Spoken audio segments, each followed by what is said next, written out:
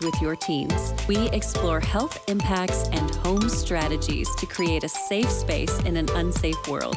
The Dr. Nurse Mama Show on AFR.net. Welcome to Today's Issues, offering a Christian response to the issues of the day.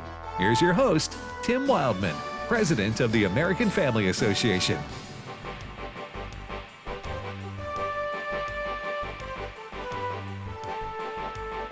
Hey, good morning, everybody, and welcome to the program Today's Issues on the American Family Radio Network. Today's Issues is the name of this show. We'll be here for the next hour and 54 minutes and 30 seconds on this Thursday, October the 5th. So, we have Ed Vitagliano in studio. Good morning. Good morning, Tim. I got to tell you, I'm not going to be on here for an hour and 54 minutes.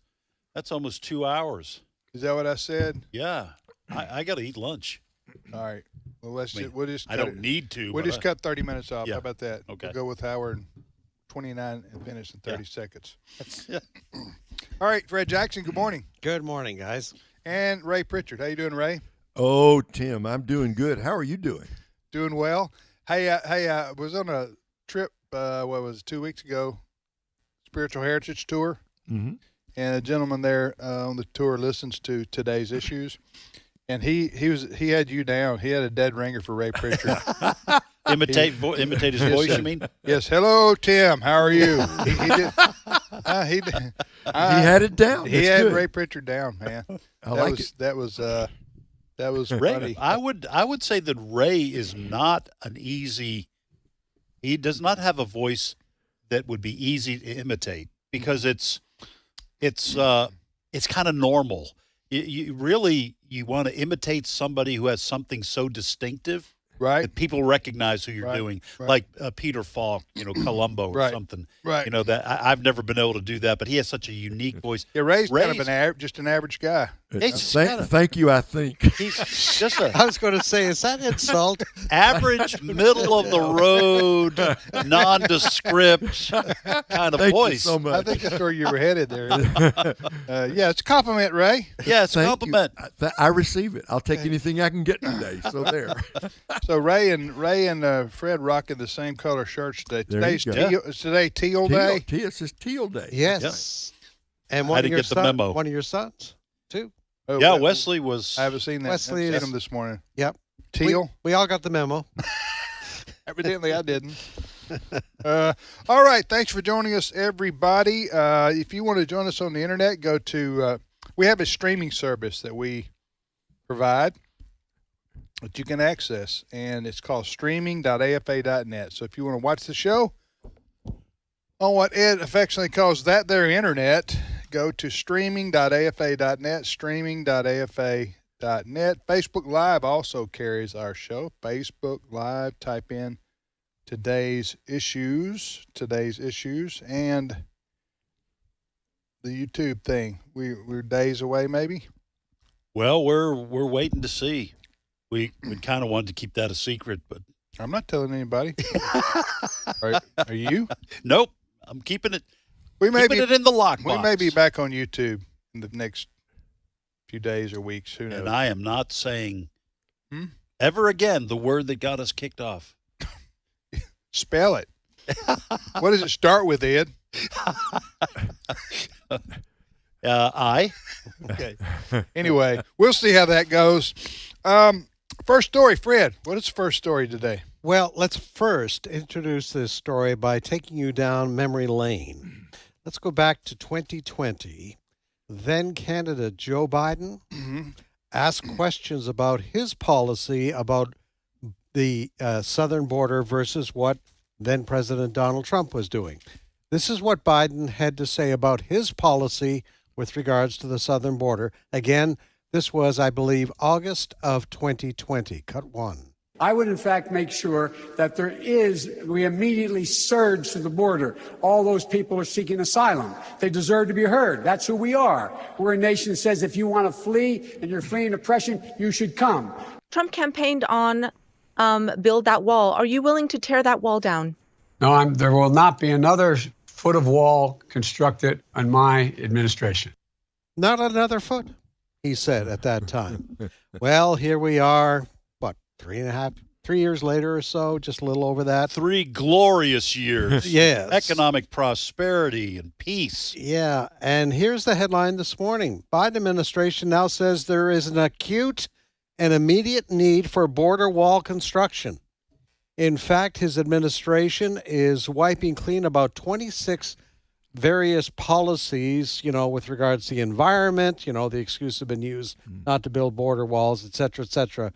He's removing all of that because of what Alejandro Mayorkas, Homeland Security Secretary, says is an acute and immediate need for border wall construction.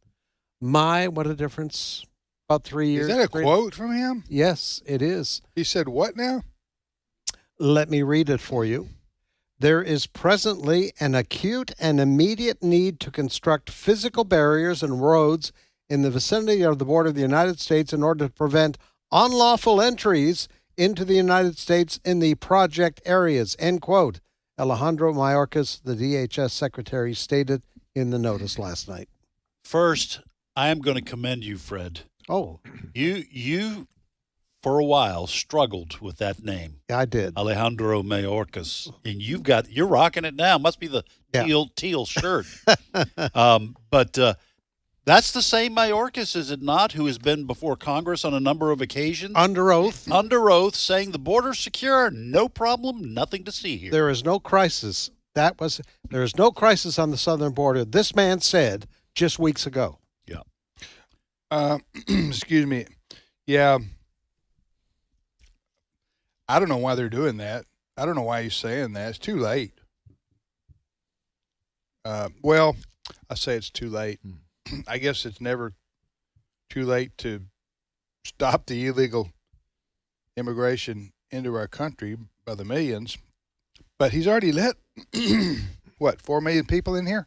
At least. So by tearing down the wall, so to speak, and saying, you heard the quote there from Biden saying he invited a surge at the border when he was elected. Pardon me. So I don't know why they're doing this. It's really not a need to do this because don't misunderstand me. I'm all for a wall. Right. Okay. And but I don't know why they're doing this because they don't have to. Ray, do you see any reason? Maybe I'm missing something. Why? I wonder if it's not connected to this policy, brilliant really, of taking these illegal immigrants, these illegal aliens who've come in, and putting them on the buses and sending them north to Chicago, north to Washington, and especially north to New York City, right? I think suddenly people are starting, it was fine. It was fine to have a surge at the border if you're the mayor of New York, as long as those people were kept hundreds and hundreds of miles away. True. I'm wondering if the pressure is not on because now the big cities are experiencing what Texas has been living through for the last 3 years. I think Ray bingoed right there. I think that's what it is, Ed. I'm going to go full conspiracy right here. Okay. Now, I think in a normal world, that's a normal answer that our very normal sounding Dr. Ray Pritchard gave. That's an explanation that in normal times we would accept. This is politics. This is internal pressure from Democratic leaders. I'm going to throw a conspiracy theory out. You guys ready? Fire away. I think the Biden administration and the FBI and other intelligence agencies are now extremely concerned about who has joined the crowds coming across the border. I think they may have intel. This is just my opinion. I have nothing to base this on other than the fact that this is such a 180 for the Biden administration, that I think they've got intel on possible terrorist activities. And I'm going to go one step further and double down on my conspiracy theory and tie it to the Michelle Obama. No. Are you going to go with that one again? No, I'm not. I'm going to Okay. tie it Anyway. to the testing of the national emergency broadcast warning yesterday. I am. I told you. I'm going full conspiracy. How about that wreck yesterday? I was in my car when that thing went off. Loud. Huh? It was loud. Yeah. I think they may very well have information that there are actual Okay, I terrorists, see where you're going with this. actual terrorists in the country Who have entered? the country across that southern border, and they are very concerned gotcha. about terrorist attacks. Fred? Well, someone else that has another opinion on this is Texas Senator Ted Okay, Cruz. now, hold on a second. What? Okay, is that all the play I'm going to get on my conspiracy theory? We'll come back to you, Ed. All right. We'll come back to you, Yes. Ed. All right. Let us dwell on that a minute, Ed, and while we go to Fred's interruption, and then we'll come back. All right. Okay. Go ahead. Cut number 2. I don't believe a word of it. I think they're pretending. Look, blue states are finally seeing the consequences of this. You've got blue mayors. You've got Eric Adams in New York saying that illegal immigration is destroying New York City. They've had about 110,000 illegal immigrants, and that's destroying New York City. Well, what the heck do you think 7.6 million has done to Texas and the other border states? And so they're experiencing now what we've been saying for a long time, which is this is a crisis. It's out of control. But I do not believe for a minute Joe Biden wants to fix it. I think this is all window dressing to pretend he cares. His objective is he wants even more illegal immigrants. Fred, well, I think Fred, Ed, and Ray, and then Ray, you can come out. I think a couple things. One is I think this may be politics in the sense that what Ted Cruz is saying right there. We're entering an election year. I mean, well, what are we? 4 months away from the election year. Mm-hmm. So that may be one reason Biden is trying to look tougher. Although progressives hate this stuff. They hate the idea of a wall. Right. Huh? Mm-hmm. So that may be, but I don't know what he's doing right there. Except if it's political, he may be trying to play to the middle. Okay, on this particular issue now. However, like you, the other thing is, Mayor Adams from New York. He's down in Mexico now. He's doing a tour. Yeah, what's it called? The discouragement tour? To kick off his migrant discouragement tour. That's the silliest thing I've ever heard of. Anyway, it's a silly name because you've got to consider how far some of these people have come to cross our border, and Mayor Adams is going to show up there and convince them to turn around and go back. I know it's just dumb. Anyway, you also got that far lefty mayor of no, he's not far lefty. He's far lefty. Mayor of Chicago. Mm-hmm. Ray, you see that? He's also doing a tour de force down in Mexico. Did you see that? No, I didn't. No. Yeah. I don't know if he and Adams are in concert down there somewhere. Talking about Brandon Johnson. Is that his name? Yeah, the one that replaced Lori Lightfoot. Lori Lightfoot. She was too conservative. That's right. They needed a real radical. So he's down there. Look, type it in. Type it. Mayor of Chicago goes to Mexico. I mean, it sounds like a movie. John Candy would be in. but I'm serious. Yes, Mayor Brandon Johnson announced on Wednesday, so yesterday, he will soon travel to the Mexican border to assess the migrant situation as the number of buses arriving in Chicago continues to grow daily. Okay. So I am, once again, going to say that as far as I know, Tim Wildman was the first that I heard suggest that these governors of the border states start sending buses with these illegal immigrants to major cities, to sanctuary cities and sanctuary states. And I think... Well, I think Abbott and DeSantis and what was the mayor of Arizona? The mayor? The governor of Arizona. I think they were listening to the show. Well, about a couple. How else can we explain it? A couple of years ago when I had that idea. And it just came to me. You know what I'm saying? Like in a dream. Yeah. And I just... I mean, how do I take credit for it without sounding like I don't? I just okay. I just took credit on your behalf. Thank you. Yeah. All right, Ray. What do you think about the mayor of Chicago? Mayor of Chicago. He's gonna go down there too. I don't know. Look, this doesn't happen. This doesn't happen without these migrants being bussed. You think he really cares? No, but they're packing these people in O'Hare Airport. I know. And so this is all PR by him and by the mayor of New York City.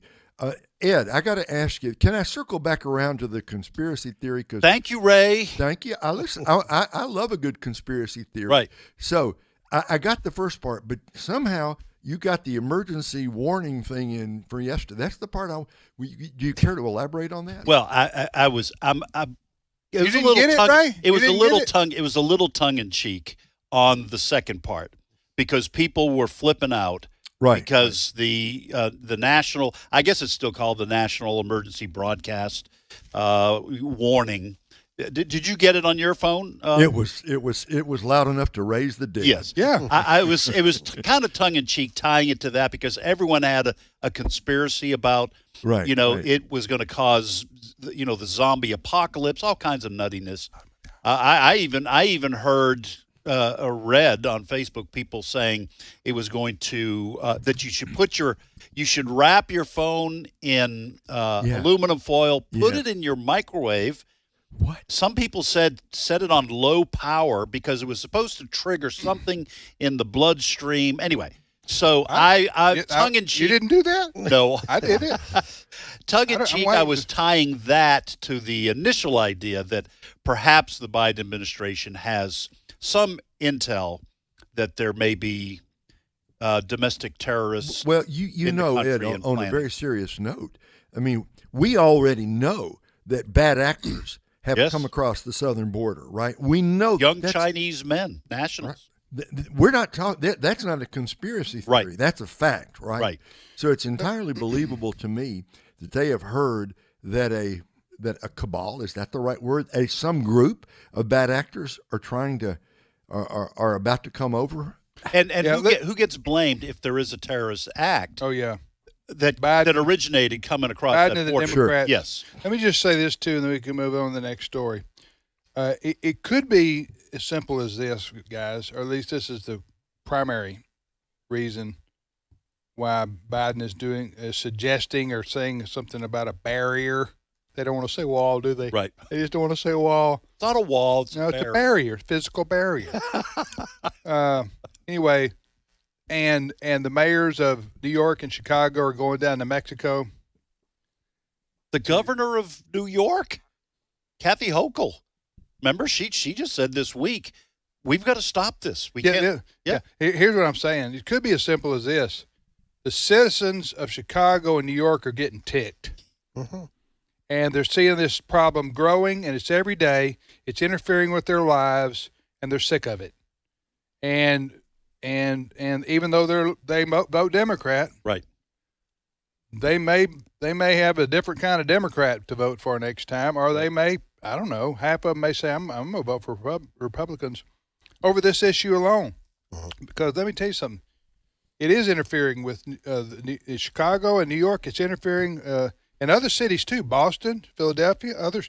But in Chicago, yesterday I saw where they had a city park where they had youth football, right? And they have this, of course, all over the country.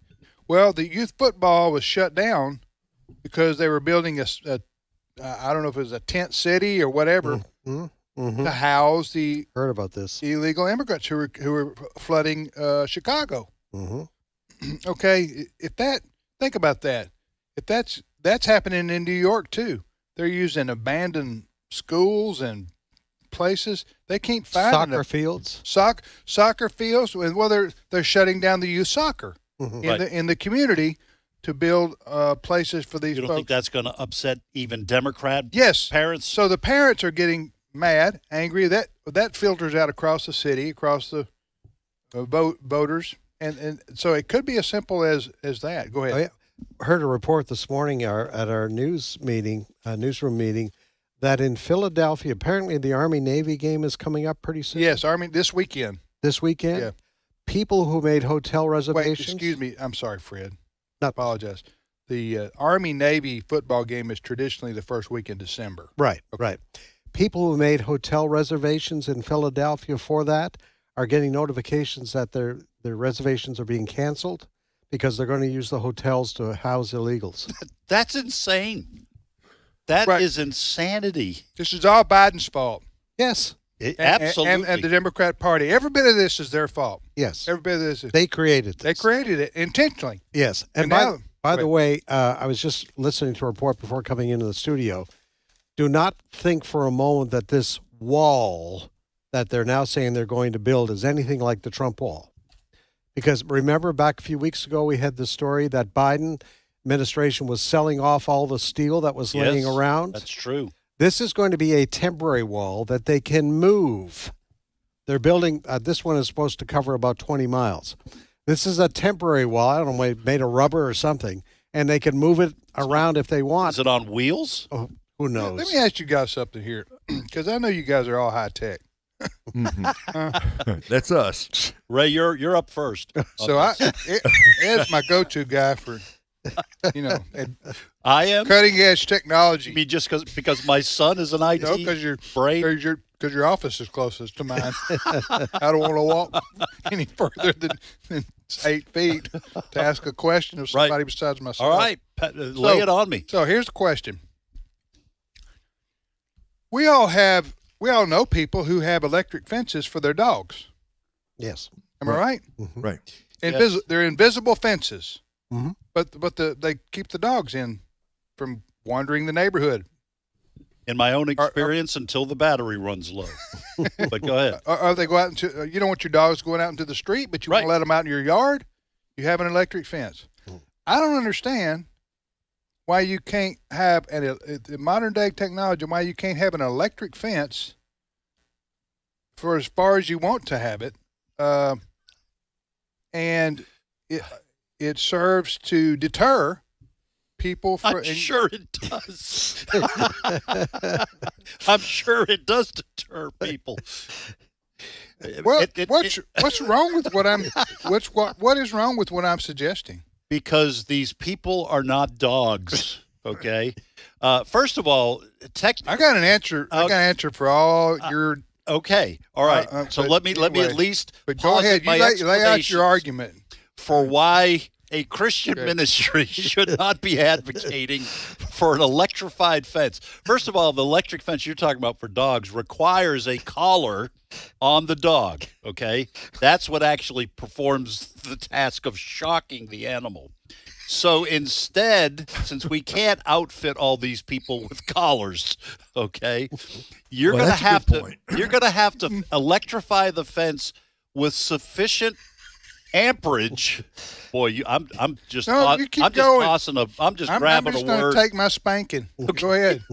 With enough voltage, I should say that, enough voltage to shock human beings and keep them from climbing over. Everybody's laughing at me, right? Is that a sufficient explanation? Zapping illegal. All right. I'm just saying this day and age. I'm not saying you have to collar everybody. I'm saying you could. Why can't you erect, if that's what you want to call it, a virtual fence using just like you tase people, using a shock method that doesn't injure people permanently. I'm not talking about killing people. I'm talking about they go, I'm not going into that because you know what? You're going to get shocked. And so I'm not going there. You watch and see if that isn't available in the next 3 to 5 years. Okay. I'll be watching. I read popular science. I know what's going on. Huh? Popular science. When was the last time anybody on this panel maybe I invited the mockery. Science? I don't know, but it's just make fun of Tim Day here on today's issues. Fred, you're silent over there. No, what's going to happen is that their cell phones, as they get closer to the fence, right, will zap them with something. Yeah. I'm not talking about permanently injuring anybody. I'm just talking about why can't we come up with something like that? I'm glad to hear it. I'm glad to hear you're not advocating permanent disfigurement. We'll be back in a minute, people. It's my turn.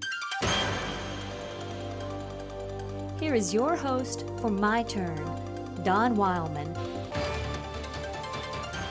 Jim had two things going against him. First, he was a habitual complainer. Now, I know you've met people like that. They're constantly complaining about something. If the sun is shining, they complain because there isn't any rain. If it's raining, they complain because the sun isn't shining. They would be absolutely miserable if they didn't have something to complain about. But since they do, they only make those around them miserable. Why people have that attitude is beyond me. Sure, there's plenty wrong. You don't have to be awake very long in the morning to realize that. But there's also plenty right. And it's up to us to choose which we will concentrate on. That which is wrong or that which is right. Now, I said Jim had two things going against him.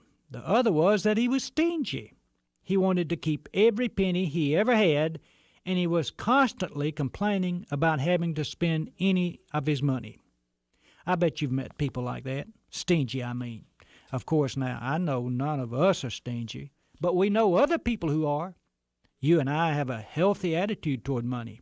We spend it for the necessities and for recreation, and we even give 1/10 of our money to the church. Well, maybe not 1/10, but at least it's a lot more than other people give. But back to Jim. One day Jim was talking with his neighbor and a friend of the neighbor. The subject turned to money, and Jim grabbed the chance to start complaining about how much his son was costing him. That boy didn't have any business going to college in the first place. College costs too much money. It ain't worth it. I never went to college, and it never hurt me. Well, the neighbor asked Jim about the boy getting a scholarship or his working to help some with the expenses. Well, he has a scholarship which pays for most of his tuition, and he works about 20 hours a week, but it still costs me a lot of money, Jim said. Up to that point in the conversation, the friend of Jim's neighbor had not said hardly anything. But there was a slack in the conversation, and the friend spoke up. I know how you feel, Jim. I had a boy in college a few years back. Seemed like it took everything I could beg and borrow to keep him in school. Every time I turned around, it was $10 for this and $50 for something else. And I guess I did my share of complaining about how much it was costing me. There was a pause in his conversation, but then the friend continued. But you know something, Jim? The neighbor's friend asked. What's that? Replied Jim. My boy doesn't cost me a penny now, the friend said. Well, I'll be glad when my boy doesn't cost me any more money, said Jim. The friend waited for a moment. Then he ended the conversation. No, Jim, that boy of mine doesn't cost me a penny now. He'll never cost me another penny as long as I live. He was killed in an automobile accident 3 years ago. Think about it for a moment, my friend. This has been My Turn with Don Wildman, a production of the American Family Association. Be silent before me so that I may speak. Then let come upon me what may. Why should I take my flesh in my teeth and put my life in my hands? Though he slay me, I will hope in him. Job 13 through 15. American Family Radio. This is today's issues. Email your comments to comments@afr.net.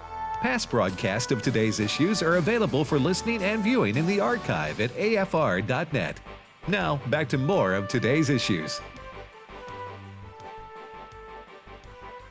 Hey, welcome back, everybody, to today's issues on the American Family Radio Network.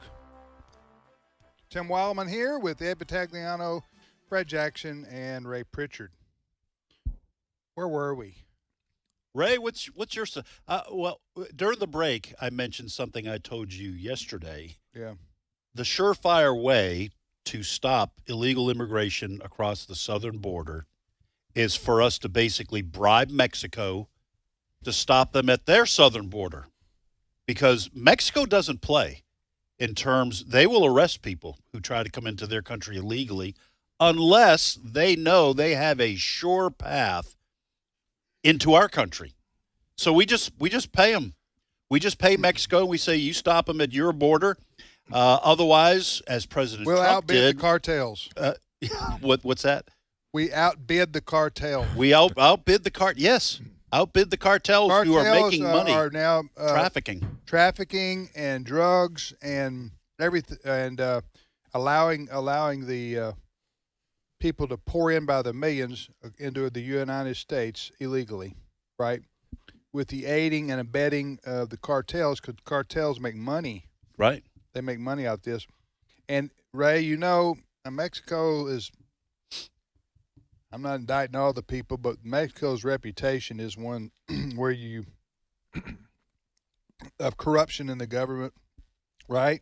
Right. And that was part of Mr. Trump's plan in his first term, right? Right. That he was going to get the Mexican, and I don't know how all that went down, but here's the thing. When Mr. Trump left office, the southern border, it was not perfect, right? But it was basically secure when he left office. Yes. What has happened since January of 2021, that's entirely the creation of Joe Biden and his administration. Yeah. All right. Before we move on to the topic, so just let the record show, put this in a time capsule, okay? 3 to 5 years from now, when the technology is available to have a virtual fence, a virtual wall, remember, you heard it here first. Right. Because... Oh, I will be happy to tell them where I heard it first. Yeah. And you do. Okay. All right. So, hey, listen, a couple of weeks ago, I read about a great story out of Auburn, Alabama, where on the campus there of Auburn University, they were having a baptism service where hundreds of students there at school got baptized. I thought, well, this is wonderful. And then I saw, head football coach Hugh Freeze was a part of that. And then a couple of days later, the Freedom from Religion group I think they're in Wisconsin or somewhere. I think anyway, there's 6 of them up there in Wisconsin. They just try to wreak havoc around America by firing off letters to schools, especially telling them, hey, you can't do this, you can't do that. It's a violation of separation of church and state. Well, Jeremy Dice is with us now from the First Liberty law firm out of Dallas, Plano area, and good friends of ours. We support the work they do. Jeremy, good morning to you. Good morning. Thanks for having me.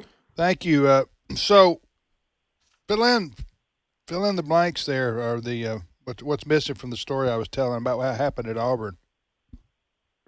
Yeah, you got to kind of step back a few weeks and realize that there was another lady that we represent, Tanya Pruitt, who was counseling some young women, and these young women on the Auburn campus are just facing all kinds of anxiety and depression, pulling their hair out, literally, and at some of the frustration they're facing on campus. And so she realizes, like I think a lot of Americans do, how much prayer changes things. And so she just decided to love on these students, but to do so in addition to just loving on them, to doing it through prayer. And so she began to pray, and then some students got together and started praying for these students as well. And then more students joined them, and more students joined them. Before long, they were throwing this event at the Auburn Arena there that 6,000 of the Auburn students showed up to in this arena for a time of prayer and worship. You've seen this before on college campuses in the last year. This is going on now at Auburn.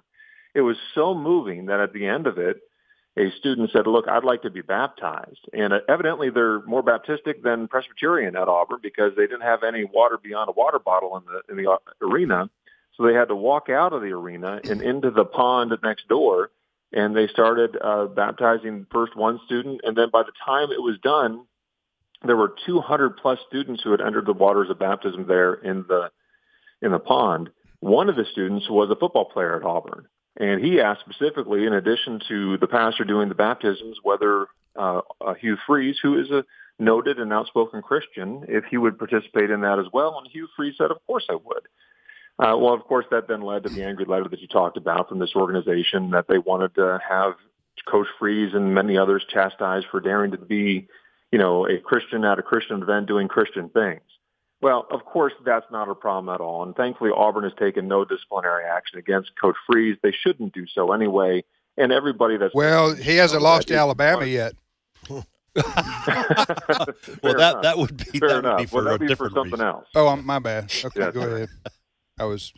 Yeah, no. So, but everybody that's listening should know that if you are a person of faith and you want to practice your religion, Yeah. you are free to do so today. And if you have any questions about that, call us at First Liberty. Go to firstliberty.org and let us know how we can help you. Okay, so Hugh, what you're saying is Hugh Freeze, the head coach at Auburn, was basically asked by one of the players single student to participate in the baptism. So it was a request. Hugh Freeze, the head coach at Auburn, didn't initiate this whole event or this whole baptismal service, which, by the way, even if he had, would still not be a violation of church and state, right? But he was just a participant. Probably not. But here's what happened. What's funny? Go ahead. What's funny is that, you know, this group comes down and claims that Coach Freeze was coercing people. Well, how on earth do you coerce someone who has asked you to do something? That doesn't make any sense to me at all. And so here's what's happened. The law has changed recently. You guys remember our Coach Kennedy case that we brought to the Supreme Court? Yes. That case changed a massive precedent in the law. And now these accusations of, I can see you doing religious things in public, that's not enough. That's not enough to say that's a violation of the Constitution anymore. That's the way it was under the old way of doing things, not the constitutional way of doing things. Now, what the Constitution requires, the Supreme Court says, is that if you think there's been a violation of the Establishment Clause, you have to bring hard evidence that there has been some sort of actual coercion taking place, meaning someone grabbed somebody by the scruff of the neck and forced them into the waters of baptism. If you can't prove that, then you need to move on, because this other clause called the Free Exercise Clause protects the right of people of faith to do people of faith things in this country. Yeah. And here, again, this is a great story because this Freedom from Religion group, which is, folks, you may have never heard of them, they're they're out of Wisconsin. They're much like what the ACLU used to be like. And any public expression of faith by Christians is a violation of the Constitution, according to them. Well, the good news here is Auburn University. Did Auburn did they speak? Did their president or anybody speak on their behalf, or have they just not done anything? Well, it's interesting. The president of their board, by statute, is the governor of Alabama, Kay Ivey. Okay. And Governor Ivey actually issued a letter pretty soon thereafter that basically said pretty much nobody should take advice from this group. But at the very least, Alabamians are not going to take advice from this group. We fully protect the right of Alabamans to be involved in their religion and practicing it freely in this country. And so she gave a full-throated defense of Coach Freeze and others on that campus, saying they're not going to be pushed around by someone claiming these kind of ghoulish constitutional violations. They're phantom violations of the Constitution that don't exist. Good for Governor. I was really good for Governor Ivey. Amen. That's good news. But it's about time somebody told these people, what they could do with their letter of complaint. So anyway, good for Governor Ivey, and we're happy for the and good for Coach Freeze. Yeah. All right, Jeremy, what's y'all's website? Yeah, firstliberty.org is where you can learn more about this case and all the other work we're doing to defend religious liberty for all Americans. Hey, I love y'all's commercials. Liberty, Thanks. Liberty, huh? Liberty. Is that not y'all? That's a different. Somebody else. That's a different. This is First Liberty. Oh, my bad. Yeah. Okay, First Liberty. Hey, tell your boss. How's he doing, by the way? He's doing really well. Thanks for asking. Yeah, we're doing great over at First Liberty. Just as he says, we're making trouble for the right people. Amen. Amen. Wonderful. Thank you, Jeremy. Thank you. Bye now. All right. Did you think he got the joke there, or was it a bad joke? I Or personally both. like the joke, and I'm Yeah, not just saying that because you're the president. Right. I think that's funny because everyone knows that little jingle. Yeah. With the emu, the guy with the sunglasses. But I got the emu. nothing out of Jeremy. Did he chuckle at all? Did he? It may be a case of him having heard it many, many times before. Oh, okay. Kind of like we get with J.J. Jasper when he tells a joke. Fifth time? Yeah, we've heard it.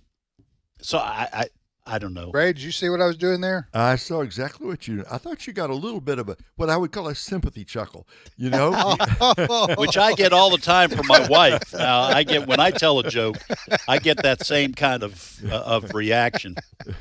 I thought you were going to say, when you were talking about what the Freedom from Religion Foundation can do, I thought you were going to say they could, as far as I'm concerned. I stopped right there. They could just run into an electrified fence, as far as I'm concerned. They can run face first into an electrified fence down there on the border of between the U.S. and Mexico. All right. You're listening to the radio program Today's Issues on American Family Radio. If you want to send us an email, you can do so at comments@afr.net. Comments@afr.net. I'm Tim with Ed, Fred, and Ray. Again, if you want to listen to the podcast of this show, go to afr.net. That's our website, afr.net, and we have the podcast of all the shows we do here. Just click on podcast and click on the show, and boom, you can listen anytime, anywhere to our programming here on American Family Radio. All right, Fred, what's your next story? All right. Well, the controversy within the Republican Party continues in the wake of the ouster of House Speaker Kevin McCarthy earlier this week. There are now at least two Republicans who are offering themselves up as candidates to replace McCarthy. Steve Scalise. Are they ever? Steve Scalise yesterday. Up for human sacrifice. Go ahead, Fred. And another one in the last 24 hours, Ohio Congressman Jim Jordan, who is one of the pit bulls on the Republican team. Yep. He has headed up the House Judiciary Committee, and he has announced that he would like that job at cut number 3. Well, we have to fix it. And I said this on the House floor on January 3rd when I nominated Speaker McCarthy. I said it a couple days ago. Any differences that exist in the Republican Party pale in comparison to the differences between us and the radical left, which now unfortunately controls the Democrat Party. We had better stick together. We had better come together to fight for the things that make our country the greatest nation ever and the things the American people elected us to do. Again, I think I can do that. If the conference wants that rule changed, if I'm Speaker, I'm not going to go to Democrats to get that done. No way. We will have to decide as 222 Republicans, are we going to change that? That's the only way it gets done if that's what the conference wants. So that's something that has to, again, you have to bring the team together. That's what we have to focus on so that we can help the American people. That was Jim Jordan. That was Jim Jordan, and he believes he can bring the team together. It was interesting. Fox interviewed him for about 20 minutes this morning. He said what happened to Kevin McCarthy was wrong. He was very strong on that.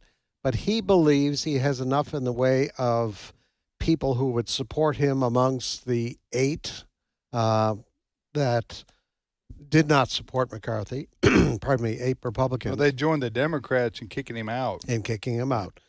So now they wouldn't say it that way. No. They would say McCarthy, and I'm not criticizing them. I'm saying the 8 Republicans did, and when you combine that with with every single Democrat, it was enough to get McCarthy removed. Yep. Right. Yep.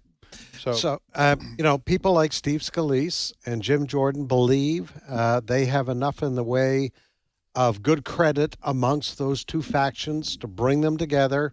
But we're going to find out next Tuesday. So are you saying that Scalise from Louisiana, correct, and Jordan from Ohio, they both publicly said they're going to run for House Speaker? That is correct. Has anybody else announced? I believe there's one more, and I don't have that name in front of me at the moment. Scalise he's been in leadership. I mean, he's been with McCarthy, and he may go all the way back to Boehner. I'm not sure. Scalise has been in leadership in the Republican conference. That's what they call it, for a few years now. Mm-hmm. Maybe 10 years. I remember with Tony Perkins. Tony Perkins and I went to a meeting in his office, Scalise's office. Of course, Tony's from Family Research Council. He's from Louisiana too, lives in the Baton Rouge area, so he knew Scalise personally. I didn't, but this wasn't long after he had been shot. He was elected to Congress in 2008. Yeah, He was remember he was shot at the baseball game, right, and crippled him. Yes, and now he has leukemia. I think, or he's some kind of blood cancer that he's dealing with as well. I'm not saying anything they didn't know publicly. So he, that's Representative Scalise there, right. Then you got Jim Jordan from Ohio, who's as you say, the pit bull. Ray, Yeah. you have any thoughts on this? Well, I agree with what Jim Jordan said. What happened to McCarthy was strange, shouldn't have happened. But there we are. I wonder. I mean, both these guys are strong conservatives, right? Wouldn't we say that? Yes. Between Scalise and Jordan, they're both very much on the conservative side. Anybody want to hazard a guess how that vote's going to come out? Okay. Brother Tim here, and I'm speaking third person. I have what you would call a realistic, some would call it pessimistic, others would call it fatalistic view of this whole process. Okay. I'll try to be brief. Okay. Do I say okay a lot? Do I do that a lot? It's okay. Okay. If you all do. right. Yeah, it's okay. I just don't want to do. I don't want to be one of those persons that uses a word so much that when you leave the conversation, the other two people say, "Does that not annoy you?" The way he says that all the time. Okay. I have never said that to anyone. I know. Here's the situation, as I see it. When you are elected the leader of 230, how many Republicans are there? 22, is it? 222 people. Congressman, right? Correct. You're elected the leader. All right, in the current situation that exists, that leader of the conference on the Republicans, you have a 5 or 6 or 7 vote margin. That's if you get every single Republican to vote with you. You still narrowly beat the Democrats in a straight up vote. Am I right? Yes, Tim, you're right. Yes. Yes. So you have a little bit of a fractured party that is a Republican. And Democrats have this same problem, okay? And it's easier to be in the minority because you can antagonize and resist. When you're in the majority, you're supposed to be able to lead, right? Correct. So you got you're herding cats here, okay? With 230, whatever. What'd you guys say? 200 and what now? It's 221. 221. There's a couple of vacant Okay, seats. 221. All right. So after you negotiate with your own team of 221 people, then you've got to go negotiate with the Democrats, who have almost as many as you do, and the Democrats control the Senate, and the Democrats control the White House, who can veto anything. You see what you're facing right there? So when you have, now McCarthy got in trouble for other reasons, really, quite frankly. The debate, the vote against him, they would say he didn't hold up to the promises he made back when he was, remember they had 15 rounds? Right. Mm-hmm. And you know, I don't know. They're probably right on that. But the others, the 96% of the Republican conference, they did not want to fire Kevin McCarthy. Right. Think about that for a minute. Including Jim Jordan and I think Steve Scalise. No, Jim Jordan and Steve Scalise voted with McCarthy. Right. They didn't want him removed either, especially at this particular juncture. Mm-hmm. President Trump lobbied heavily for Kevin McCarthy. John MacArthur's brother. Kevin McCarthy. Mm-hmm. Remember that? Right. A few months ago, back in January? Well, just recently. In January, President Trump said Kevin McCarthy will make a great Speaker of the House. I'm supporting him 100%. That's what President Trump says. So the whole party basically was behind him, except Matt Gaetz and the congressman from Florida and a few others who wanted concessions on the part of McCarthy. before they would vote for him. We all remember that. It went 15 rounds, didn't it? Yep. So I'm just saying that when you have to negotiate with your own party first, and then you're trying to negotiate with the Democrats and who control the Senate and the White House, what you have here, here's my point. What you have here, you have somebody, the Speaker of the House, in this case for the Republicans, the majority leader of the Republicans, they are going to negotiate, along with their team, the best deal they can get, given the circumstances, right? They're going to negotiate the best deal they can get, given the circumstances. Well, that's not going to be good enough for the hardliners. It's just not. They're going to say, no money for Ukraine, or we shut down the government. No money for, better get the border wall money in there, or we're going to shut it down. Every faction has their issue that they say they're willing to shut the federal government down for. You see what I'm saying? And then if you don't join them, you're a compromiser. You're an establishment rhino. Right. That's what they're calling McCarthy. Yes. And I'm not saying he is an establishment. I'm just saying it is an absolutely no-win situation for whoever the leader of the Republicans is right now in the House of Representatives. And if you get Jim Jordan in there, who is as conservative as any of them, Ray, I guarantee you in 6 months from now, we're going to be saying Jordan is a establishment hack. He sold us out. But, yeah, you say we wouldn't. No, we wouldn't. But I'm Matt just saying Gaetz that's might. the way he's going to be viewed. Right.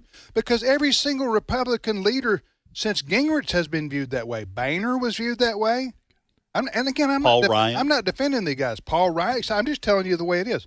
Paul Ryan. Now Kevin McCarthy. Who was before McCarthy? Well, Nancy Pelosi. Was Ryan before McCarthy? Paul Ryan. I'm not talking about Speaker. I'm talking about leader of the Republicans. I see. Paul Ryan. You have to go back to Gingrich in the 90s. And you know why Gingrich was viewed as successful? He had a big margin. Right. Right? He had the only way to change this dynamic is at the polls in 2024. Yes. Move from 231 to 235, or even more. Give yourself a cushion. Yes. Otherwise, whoever the Republican is going to be called a compromiser and an establishment. And this idea too that one person can call a vote to remove the speaker, I think is insane. But that was part of the deal that Kevin McCarthy he agreed to. And now I think the move is to eliminate that. That's not a good. No, it's not a good thing. You gotta have some continuity. That's almost like a parliamentary system. Yeah. So again, I don't mean to sound too pessimistic. I'm just telling you, as somebody who's been involved in organizations and politics, and even some people. This is similar to some things that churches vote. Right?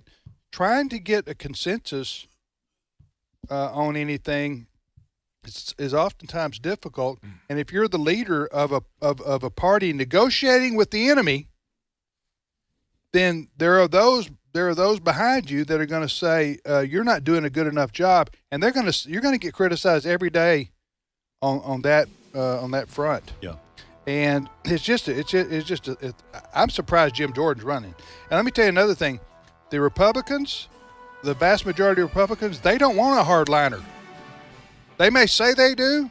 I'm talking about the congressmen themselves. That's why 96% of them were with McCarthy. They don't want somebody that's going to be a hardliner that's going to box them in. They want somebody that negotiates and can compromise and get the best deal you can get given the circumstances that they can get behind. But they don't want the federal government shut down. I'm talking about the Republicans, because it makes them look bad. But yet some of these folks say, no, you shut down the government over this issue or that issue or the other issue.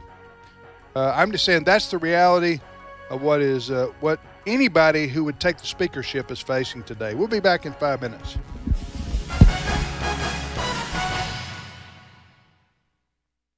The views and opinions expressed in this broadcast may not necessarily reflect those of the American Family Association or American Family Radio.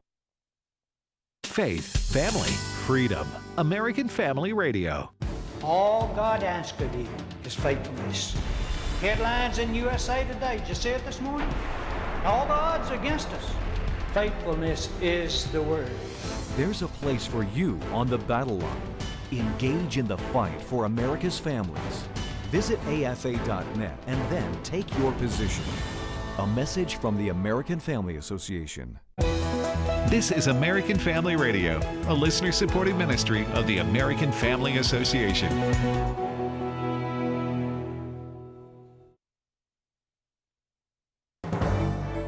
American Family News, I'm Rusty Q.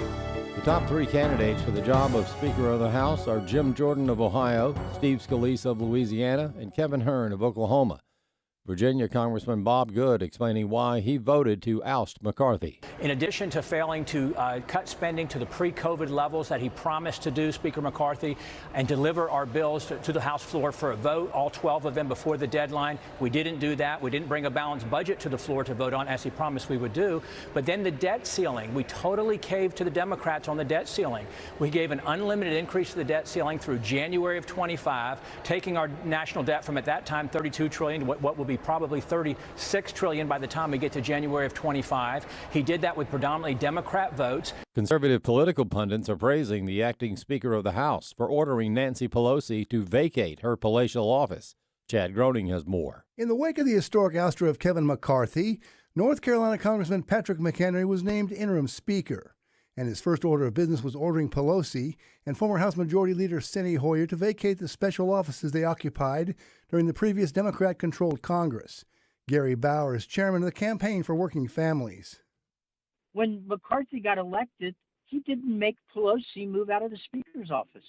She's continued to sit in the biggest, most ornate office on Capitol Hill. Why? She ought to be in a closet someplace. She led 2 impeachments of Donald Trump. And McCarthy thought, what, he was going to win her goodwill? Sandy Rios is Director of Governmental Affairs at the American Family Association. Now, I've been in those offices. They're way high up in that Capitol dome. People see when you go to Washington, it's that round part. They are beautiful. Nancy Pelosi hasn't been Speaker of the House now for how long? She refused to vacate those premises. And Kevin McCarthy didn't make her vacate those premises. There was a reason for that. Because Nancy Pelosi promised him that if his challenge came to his speakership, she would throw in Democratic votes to save that. Well, that didn't happen. I'm Chad Groening. A Pennsylvania school board has passed a policy that mandates that students must use restrooms that correlate with their biological sex. Weeks ago, the Perkiomen board voted down the measure. But after hearing from these angry parents, one board member changed his vote and the measure passed. I know as an adult I would not want to enter a bathroom and find a biological male in that space. So why should we allow this for our precious children? If you can't control vaping, smoking, drugs, and everything else in the bathrooms, who's going to monitor that? Who's going to protect those in the bathroom from those who don't belong in there? I'm here asking, how did we get to this place where we're all supposed to pretend that the only way you know if I am a female is to give you my pronoun? But now, some parents are receiving hateful messages for standing up for their children and the bathroom policy. One of the parents is Tim Jagger. Yes, I mean, there's been plenty of online posts, hating me, hating my child, hating other children that spoke up, even the board members that were for this. I mean, it's extremely disturbing to see some of the posts online. I mean, some people were even threatening to go to banquets that the school board members were attending just to rile up the situation, which is completely unnecessary. And I mean, there was even an incident with a school staff member posting online derogatory comments about me and my wife. Former ESPN host Sage Steele railed against President Biden and shed light on what she alluded to as his cognitive decline from her interaction with him ahead of a taped interview. Appearing on Sunday's installment of Bill Maher's Club Random podcast, Steele recalled her March 2021 sit-down with Biden. I don't like him. No. I think he's a terrible president. However, forget that. The human aspect of what we're witnessing right now with him, to me, is heartbreaking, and it's inexcusable by the family. And so I'm trying to just fill time. And he said, I used to play football. And he started to explain it. And here's the saddest thing. His voice just trailed off. He said, I was good. And then he went silent and he goes, oh, never mind. More news online at afn.net and the AFN mobile app. I'm Rusty Pugh. More than ever, pastors need to feel people's love and support. There's no better time to do this than Pastor Appreciation Month in October. And there's no better way to do it than using the Easy as 1, 2, 3 Bless Your Pastor materials, available for free at blessyourpastor.org. If your church uses the free 1, 2, 3 materials, church pastors will be offered a $300 scholarship application to attend a marriage retreat. Learn more at blessyourpastor.org. That's blessyourpastor.org. Today's Issues continues on AFR with your host, Tim Wildman, President of the American Family Association.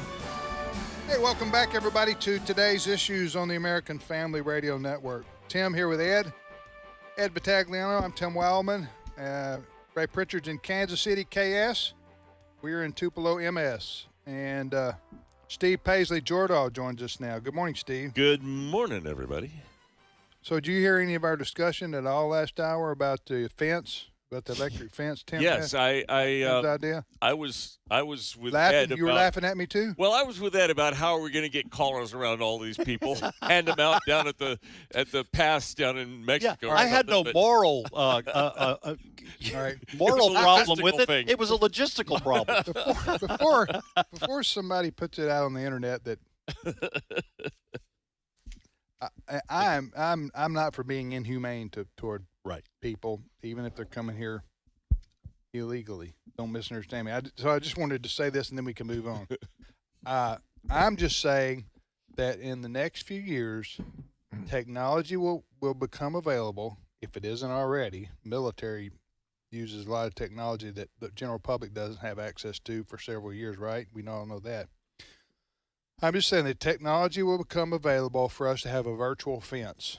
By us, I mean the United States federal government, to institute a virtual fence along anywhere we want to, and especially along our southern border, that will serve as a deterrent for people pouring in here illegal. How that works exactly, I don't know, but I'm just saying I think that will become a possibility. You know, so 7-Eleven, if they want to get people out, they just play classical music. Maybe we could just blare classical music at the border.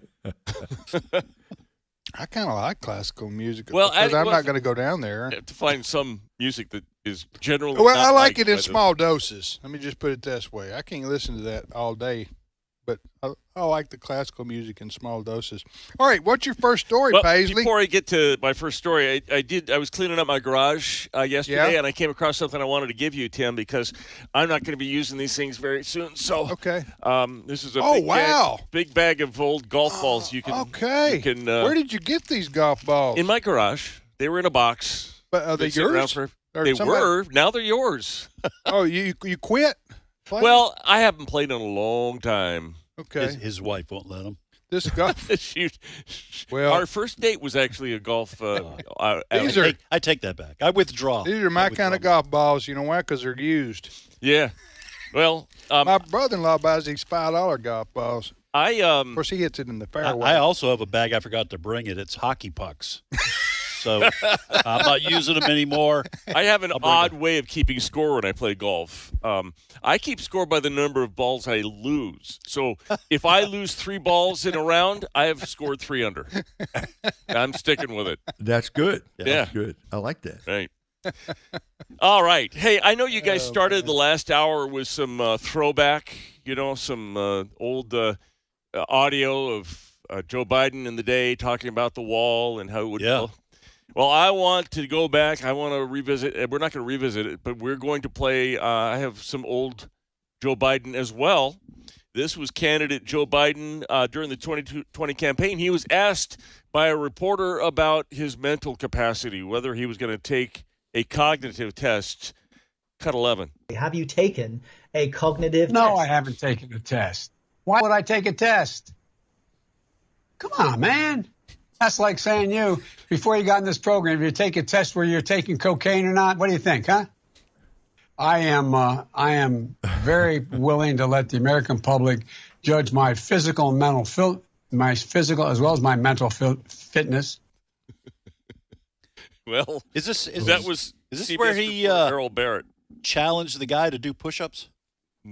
No, that was at a town hall. Oh, okay. This was an interview from CBS reporter Errol Barrett, and we have been kind of questioning the mental acuity of our president. Sometimes in humor, sometimes serious. Right. And there's a former reporter for ESPN. Her name is Sage Steele, and she did an interview several years ago with Joe Biden. The interview that she did with Biden was in 2021, but she's now talking about it. She was on with Bill Maher talking about this interview, and I want you to hear her story about interacting with Joe Biden. Cut 10. They keep a black curtain over the lens of the camera so you can't see him until the last second, but you can hear, and we're chit-chatting, and they're protecting him. Maybe they do it with all the presidents. I don't know. I've only interviewed one. But so I could hear him, and I heard him, and he goes, what is this for? And I'm sitting there going, because my mic's on, everybody's listening in the control room. Wow. And he's like, who am I talking to? Oh. Wait, what's her name? And I was like, oh. This is like a Naked Gun movie. And then he said, SportsCenter, ESPN. And they told him, he goes, oh, okay. And so I said, what do you say? Hi, Mr. President. Right. Nice to meet you. And so I'm trying to just fill time. And he said, I used to play football.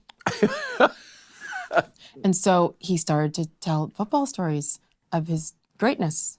And then he said, wow. he goes, and I had the best hands. And then I said, oh, so you were a receiver? And he started to explain it. And here's the saddest thing. His voice just trailed off. He said, I was good. And then he went silent and he goes, oh, never mind. No, you're laughing. I thought it was so sad because I realized that's why he was in his basement during the whole election cycle. Right. Because even then, he couldn't finish his sentences. He struggled. So forget about politics. I don't care. I didn't vote for him. However, that made me sad. I don't think he's going to make it to November, much less 4 years if he's elected. Did he play football? I kept imagining. I think I remember him saying, I led the Jets to the Super Bowl. I think I remember him talking about winning the Heisman Trophy, but other than that, I don't know if he played. So we don't know if he played in high school or football or anything. With Biden, you have 2 or 3 different worlds. Yeah. Really. You have the real world, which we all know and can be documented.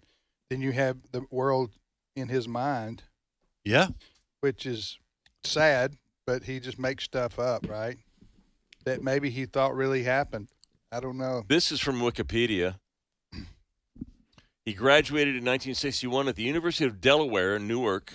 Biden briefly played freshman football and, as an unexceptional student, earned a Bachelor of Arts degree in 1965 with a double major in history and political science. Yep. Biden had a stutter and has mitigated it since his early 20s. This is reading from Wikipedia. So apparently, for a couple weeks, he played freshman football.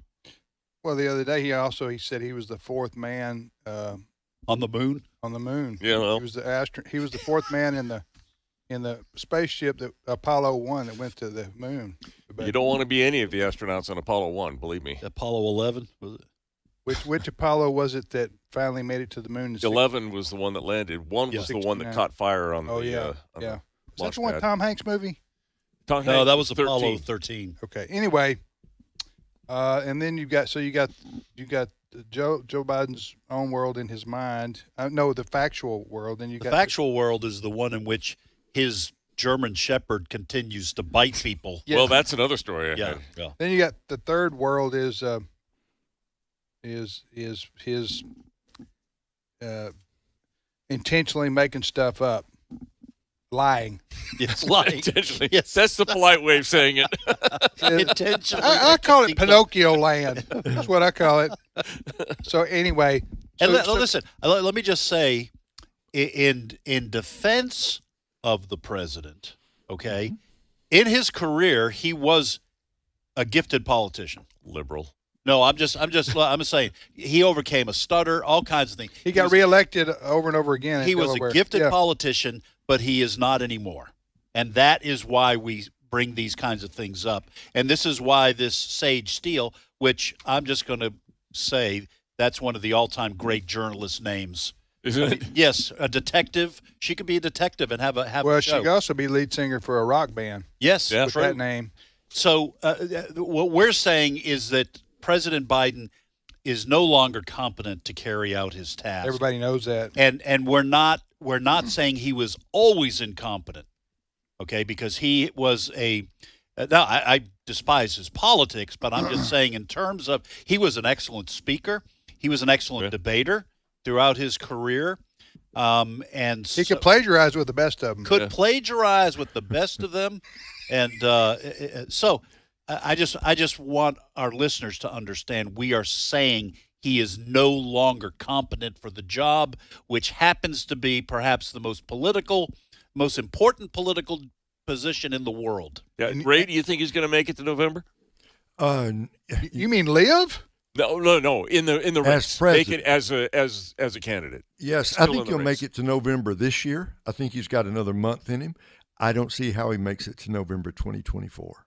Well, that's what my I'm only asking question about. is: Yeah. is he gonna step down of his own accord, or are the Democrats going to move in and somehow, I don't know, use the 25th Amendment or something to force him out of office? Isn't that a country song? If we What is can that? make it to November. Am I going? I think that was I think it was Partridge Family.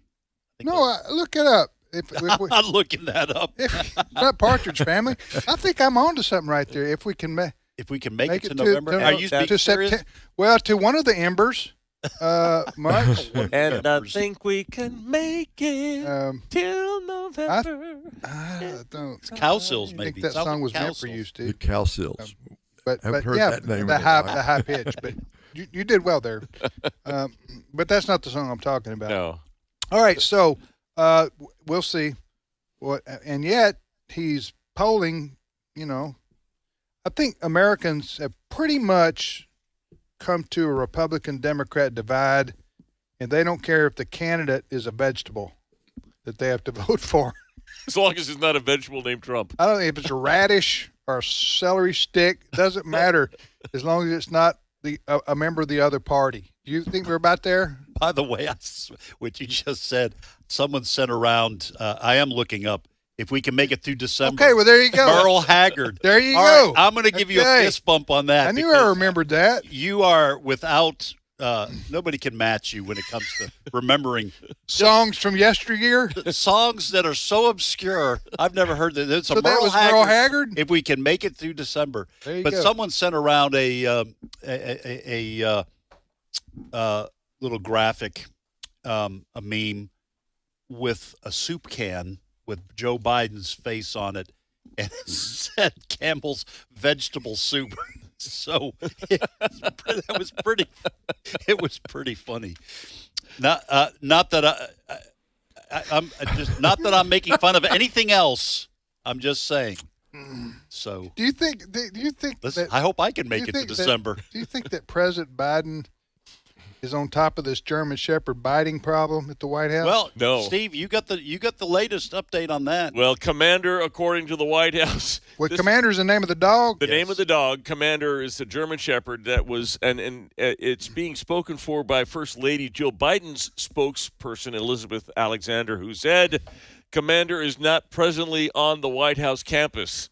While next steps are being evaluated, I think they sent him to Camp David for a bit or something. For a bit. A bit. For a a bite. That dog has, they have recorded, at least it's been uncovered by Judicial Watch, at least 10, 11 times this dog has 11 times this dog has bitten a Secret Service agent or staff. And then I'm not sure, Business Insider is where I'm reading this. This is a little unclear. It says the outlet, citing unnamed sources, wrote that the 2-year-old dog has also bitten other White House workers and residents. If I'm the Secret Service, I'm going on strike. Well, until my working conditions are safeguarded. Safer. Right. And can you see the Secret Service? You see about 15 Secret Service agents with signs out in front of the White House. or dressed in those big puffy outfits Yes. that they use to train the dogs. Listen, We're not taking it anymore. No more. we're not gonna take it. Yeah, that song I remember. No more biting. No No more biting from Biden. Right. Listen, Steve, you're not quite up on the latest on Commander. Oh, I'm not. Oh, no, you're please not, help me. because the dog has actually been transferred down to Guantanamo Bay, where he's being used to terrorize terrorists. And effectively. You know what's really odd is that this is the third German Shepherd dog that the Bidens have had at the White House, and it's the third one that's been removed for biting. Why don't you? There are many. Champ and There are many other breeds out there. I know. Yeah, that Get a don't golden- bite people. Get a golden retriever. How about a Cocker Spaniel? Ray, or you ever something? had a German Shepherd? No. I've Okay. had a Dachshund. Does that count? I had two Basset Hounds. Just because the Dachshund's got a German name? That's right. They're pretty different. The Basset Hounds. Yeah. They just sit around. They just look totally unmotivated. That's how I like my dogs. I like my dogs unmotivated, so I don't have to worry about them too much. Unmotivated. And that is true. They just got that look that says, hey, bring me some. I'm not doing anything. Bring me some. Where's my right. welfare check? Don't That's even right. think of getting in this recliner. That's right. The recliner's mine. That's right. Basset Hound. I saw the oddest breed one time. It was a mix of a Basset Hound and a German Shepherd, and it was what? It was a German Shepherd head with a Basset Hound body. You talk And I about gotta you tell talk you, about that looked so you strange. talk about passive aggressive. I know, right? Sounds like a Frankenstein movie. It was weird. Passive aggressive dog. A hybrid. I'm gonna bite you just as soon as I can get the energy. All right, Steve. What else you got over there? All right. In your stack of stuff. Well, the Fifth Circuit Court of Appeals. The what Circuit Court of Appeals? Fifth. One, I two, thought three, you said four, five. bit Circuit. Court of Fifth. Appeals. No, we Okay. moved on from that. All right. The Fifth Circuit Court of Appeals it previously had ruled that the Biden administration must stop colluding with Big Social in censoring Americans. And they have gotten a little more specific. They extended the scope of an injunction in place that limits the Biden administration's communication with big tech companies to include the Cybersecurity and Infrastructure Security Agency, the CISA. Now, this was an organization that was within the Department of Homeland Security. And you remember the Department of Homeland Security was created after 9/11. And its purpose was to protect the country. Specifically, the Cybersecurity and Infrastructure Security Agency was the one in charge of looking at electronic communications of potential terrorists and threats. Well, now they've turned their eyes inward, and they have been colluding with Big Social, and specifically they were I love the way they put this. The judge says that they worked in close coordination with the FBI to push the platform to change their moderation policies to cover hack and leak content. What do you think that's about? Hack and leak. Well, that's about emails and that's about the Biden laptop. Yeah. Oh, okay. That's all about the I was Biden going laptop. back even further And the Biden laptop and gaming the 2020 elections, along with COVID-related and other.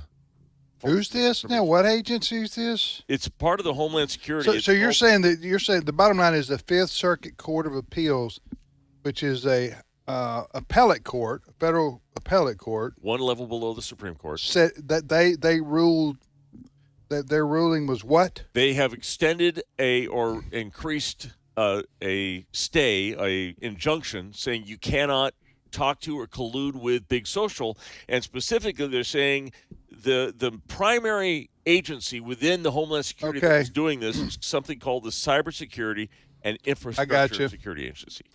Yeah, well, we learned this during the, in part from the Hunter Biden laptop, but there are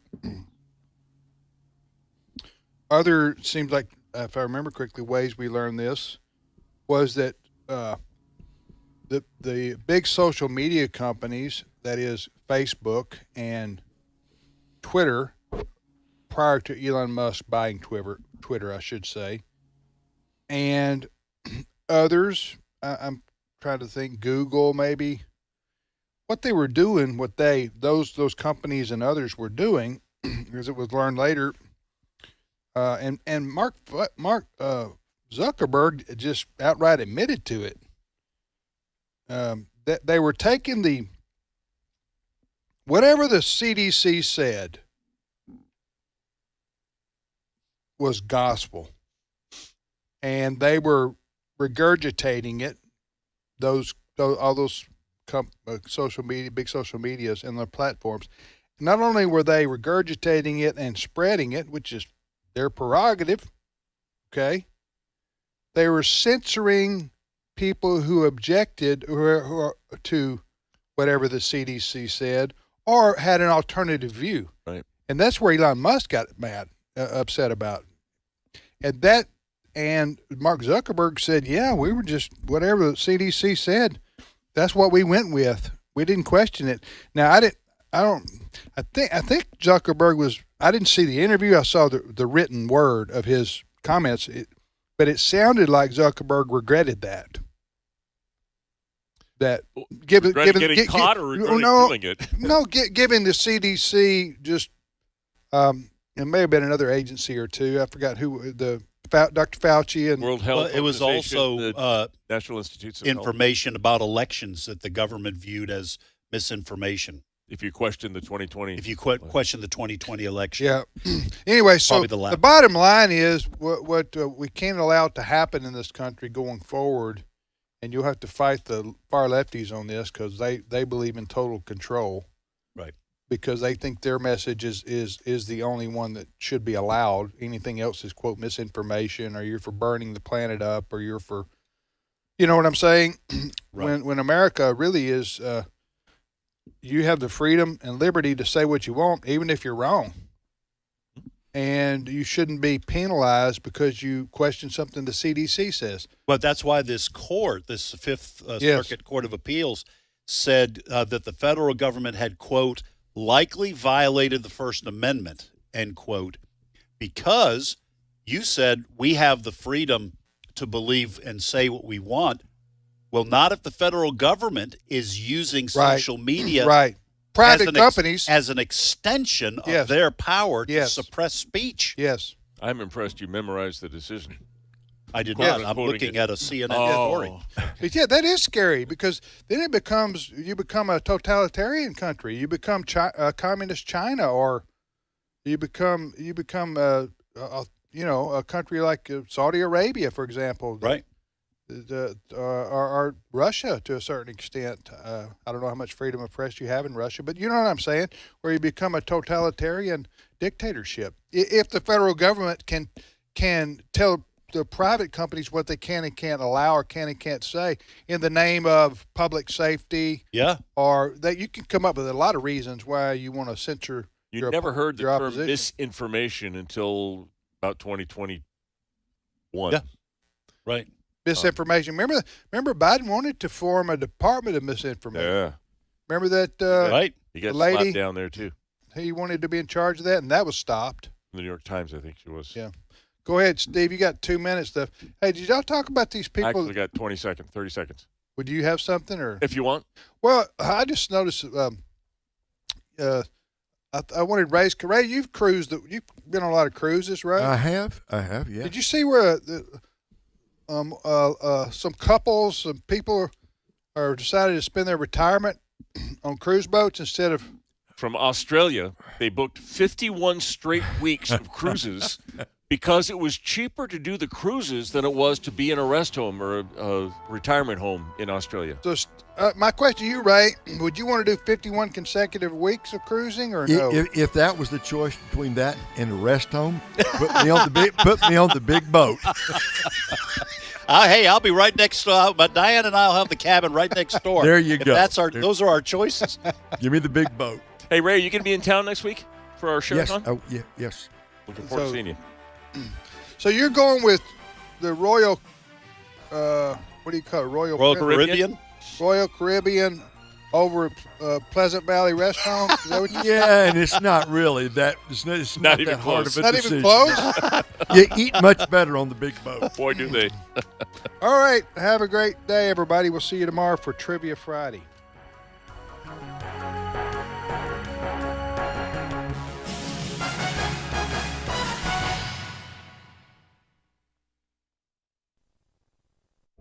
Sometimes you see a win, a glimpse of God in this broken world. Preborn rejoices in the overturning of Roe v. Wade. Preborn's mission is to love and help women in unplanned pregnancies by offering them the truth to help them make the right choice by providing free ultrasounds. You see, when an expectant mom hears her baby's heartbeat and sees the image of her baby on ultrasound, she's seeing a life created in God's image, and it's a divine connection. And I got to hear and see my baby for the first time. Hearing the heartbeat made me cry, and it was certain that I was going to keep my baby forever. To learn